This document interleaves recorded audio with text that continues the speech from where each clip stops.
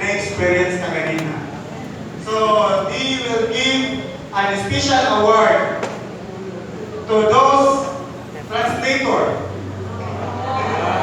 Diba? Kasi, wow! Dili kabayaran ang ilang kakulba. Diba? Dili kabayaran ang ilang experience. O wala sa nagadaog na murag na thank you na natin ilang experience. Diba? But, kung bakit kaya ito ang mga prize committee, we will give this special award. So, tawagan na ito ang gikan sa Church in Davao, si Brother Jewel.